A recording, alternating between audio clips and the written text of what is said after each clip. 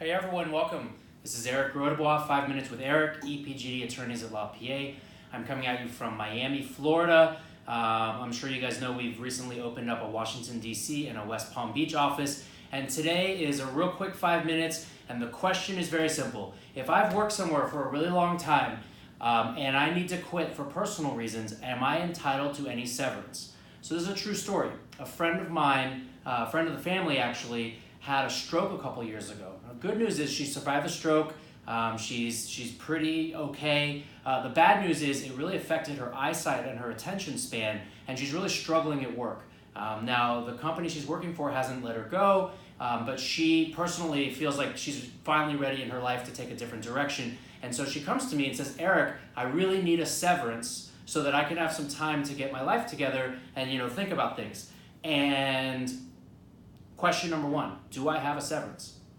And I'm going to give you a little more background. She happens to work for a very big, well-known international company, and she's working here in Miami, Florida.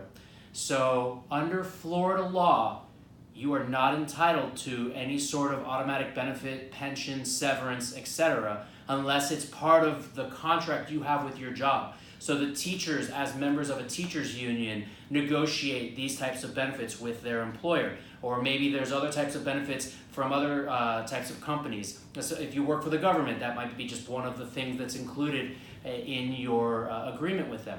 So I said, listen, the first thing is bad news. I don't think there's any rights under Florida law for you to have a private job. She goes, well, I've been working there since 2006. I'm like, that's great. But first of all, under the Florida law, just working somewhere doesn't entitle you to a severance or a pension. And let's just define something real quick. A severance typically means that when you leave a job, you earn a certain amount of time in weeks or months or maybe even years that you'll continue to be paid after leaving that job. So here's a common example. For every year you work at my company, you'll be entitled to 2 weeks paid severance when your employment terminates, as long as it is not terminated for cause. For cause would be something like I fire you because I catch you cheating or stealing or whatever. And if I fire you because I catch you cheating, then obviously I'm not going to pay you a severance. I'm not going to pay you anything. But I mean, I can imagine maybe a contract that guarantees your severance no matter what, but I could, why would you ever do that?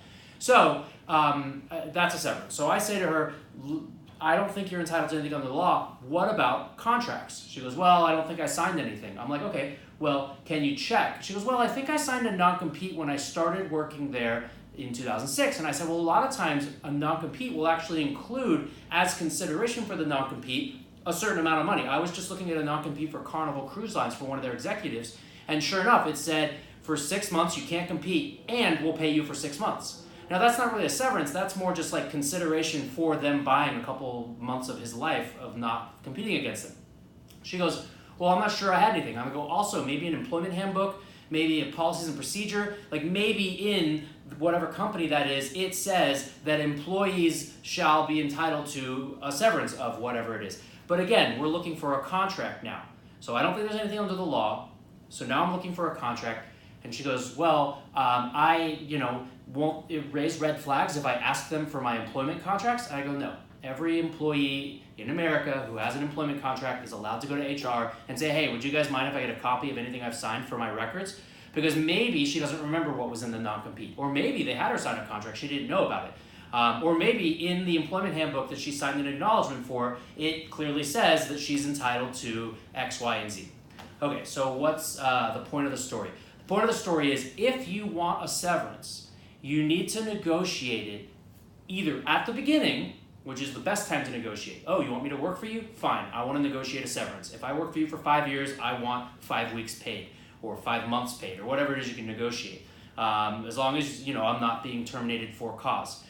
Or you can negotiate it on the way out. Maybe there's a good reason. My firm has no reason to give people a severance, but a lot of times we'll offer it as consideration for them signing a settlement and release. I have a secretary who's been here for a long time. She wants to go on her separate way. I go, you know what? I'll pay you 1 month if you sign this document, which is a contract, which maybe waives her rights to, have a change of heart 6 months from now and decide to sue me for something. So anyways, I know it doesn't sound fair. If you want a severance, you want a pension, you should negotiate for it. If you're being asked to sign an employment contract or a non-compete, take it to a lawyer. That's your opportunity to make demands. Otherwise, I'll be seeing you later on in another 5 minutes with Eric. Thank you so much.